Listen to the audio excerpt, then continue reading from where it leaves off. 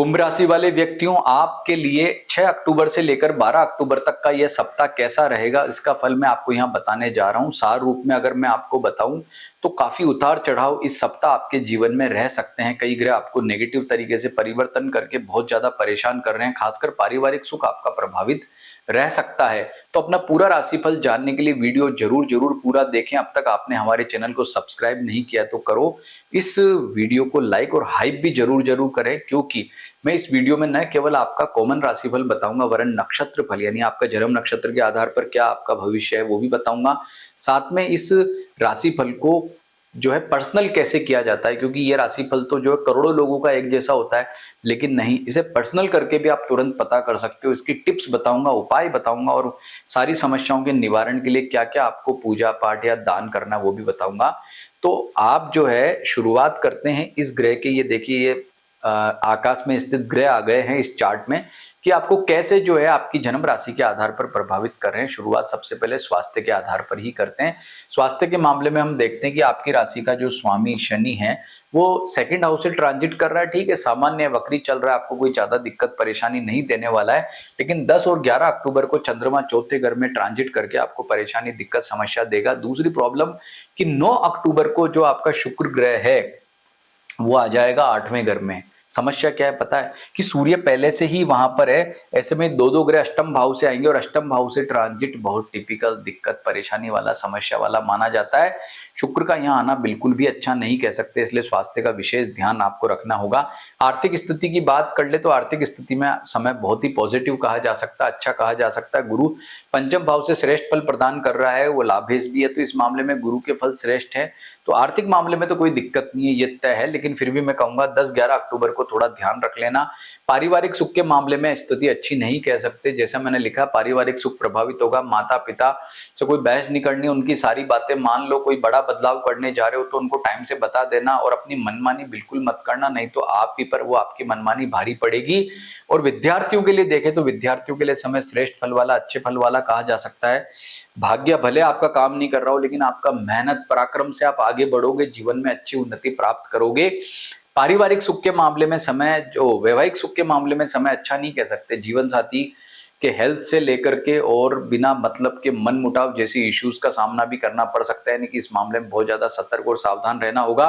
और सूर्य के उपाय जरूर कर लीजिएगा। ओम गृणी सूर्याय नमः मंत्र का जप करना आपके लिए श्रेष्ठ रहेगा। भगवान सूर्य को अर्घ्य भी दो, क्योंकि भाई अष्टम भाव में सूर्य बिल्कुल भी अच्छे फल प्रदान नहीं करता है, इस बात का विशेष आपको ध्यान रखना होगा। और नौकरी पैसा वालों के लिए समय जो है वो फिर भी अच्छा कह सकते हैं। हालांकि बुध मंगल दो शत्रु ग्रह एक साथ युति कर रहे हैं और गुरु की उनके ऊपर पूर्ण दृष्टि पड़ रही है, इसलिए मैं कहूंगा ठीक है, कोई दिक्कत परेशानी वाली नहीं है। नौकरी पैसा वालों के लिए समय अच्छा रहेगा।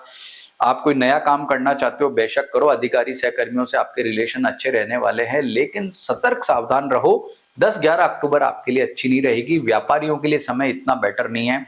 व्यापारी के लिए टिपिकल है, दीपावली आने वाली, वैसे आपका व्यापार प्रभावित न हो जाए। कंसंट्रेशन अच्छा रखना, नहीं तो आपको दिक्कत परेशानी इश्यू ज्यादा होगा। उपाय में क्या करना है, भगवान शिव की आराधना करें, माँ लक्ष्मी की आराधना करें और भगवान सूर्य को अर्घ्य भी जरूर प्रदान करें। तो कॉमन राशिफल मैंने आपको यहाँ पर बताया है सभी क्षेत्रों के आधार पर। लेकिन एक बात आपको बता दूं कि ये एज इट इज सभी कुंभ राशि वालों पर लागू नहीं होता। मैं 2 एग्जाम्पल आपको दूंगा जिससे आप मेरी बात को समझोगे। पहला एग्जाम्पल, सूर्य अष्टम भाव में बहुत ज्यादा दिक्कत और परेशानी देता है, तो क्या ये सभी को देता है क्या? नहीं। लग्न कुंडली के आधार पर चेक करते हैं। कैसे? जिनका सूर्य कारक ग्रह होगा वहां कम परेशान करेगा। यानी कि आपकी यदि कुंभ राशि है लेकिन आपका नक्षत्र मेष है, सिंह है या धनु है, तो आपको दिक्कत ज्यादा नहीं है। यह सूर्य आपको ज्यादा इशू परेशान नहीं करेगा। वैवाहिक सुख भी आपका ठीक रहेगा, व्यापार में भी ज्यादा इशू नहीं होगा। बाकी अगर आपका कोई लग्न है तो आपका सूर्य बहुत नेगेटिव है, उपाय जरूर कर लीजिएगा। दूसरा, भिन्नष्टक वर्ग भी चेक कर लो सूर्य का। सूर्य यदि यहाँ पर 5, 6, 7 या 8 रेखाओं पर होगा तो बहुत ज्यादा इश्यू देगा। लेकिन यही सूर्य मात्र 0, 1, 2 या 3 रेखाओं पर होगा तो कोई टेंशन नहीं है, कोई परेशानी नहीं है, कोई इश्यू नहीं, क्योंकि सूर्य इतना पावरफुल है ही नहीं, क्या बिगाड़ लेगा। कितनी बड़ी 2 बात महत्वपूर्ण बताइए, तो गौर से नोट कीजिएगा। एक एग्जाम्पल और चेक कर लेते हैं और वो एग्जाम्पल है आपका शुक्र का। शुक्र भी यहाँ जो है टिपिकल है, लेकिन शुक्र किनके लिए ज्यादा टिपिकल नहीं है? जिनका शुक्र कारक ग्रह किन किन का कारक होता है? वृषभ, कन्या, मकर, मिथुन, तुला, कुंभ।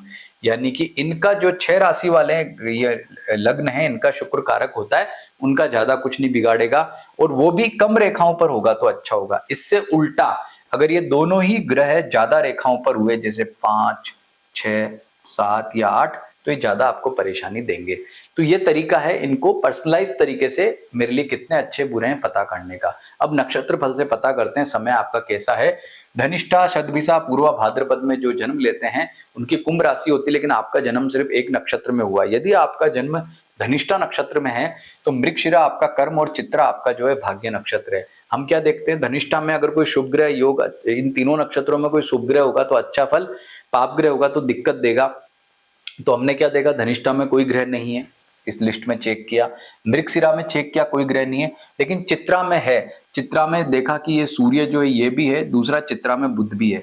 तो जो ये बुध आपको दिखाई दे रहा है ना, ये तो बहुत पॉजिटिव है, अच्छा है, श्रेष्ठ है, क्योंकि बुध एक अच्छा ग्रह है। लेकिन बुध कब तक है, मात्र 7 तारीख तक, यानी 2 दिन। तो 2 दिन तो धनिष्ठा नक्षत्र वालों का समय अच्छा है, लेकिन 10 तारीख के बाद यहां पर जैसे ही सूर्य आएगा, वेद करेगा धनिष्ठा वालों को, तो उनको ओम गृणी सूर्याय नमः मंत्र का जब जरूर करना है, क्योंकि सूर्य जो है ना डबल तरीके से दिक्कत देगा। तो जिनका धनिष्ठा नक्षत्र उनको व्यापार में समस्या और वैवाहिक जीवन में ज्यादा दिक्कत रहेगी, इसलिए सूर्य के उपाय जरूर करना 10 तारीख के बाद। अब जिनका शतभिषा नक्षत्र है उनका आद्रा और स्वाति कर्म और भाग्य नक्षत्र है। तो शतभिषा वालों का जन्म नक्षत्र में कोई ग्रह ट्रांजिट या नहीं हो रहा है, लेकिन आद्रा नक्षत्र में हम देखें तो आद्रा नक्षत्र में भी कोई ग्रह ट्रांजिट नहीं कर रहा है। लेकिन स्वाति नक्षत्र में जो है वो मंगल का ट्रांजिट हो रहा है। ये देखो, ये मंगल का ट्रांजिट स्वाति नक्षत्र में है।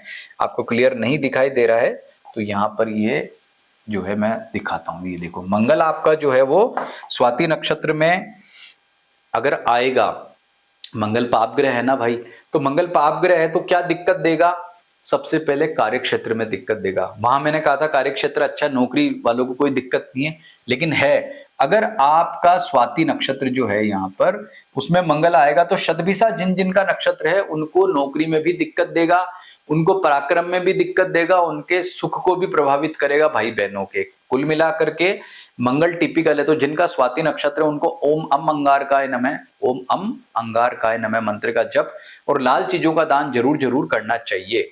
अब जो है आपका ये स्वाति नक्षत्र में मंगल पूरे सप्ताह रहने वाला है, और स्वाति नक्षत्र में हम क्या देखते हैं कि बुध भी 7 तारीख के बाद आ रहा है। तो मंगल ने तो घाव दे दिए, बुध आपको मरहम लगाने आया है। कब आ रहा है, 7 तारीख को।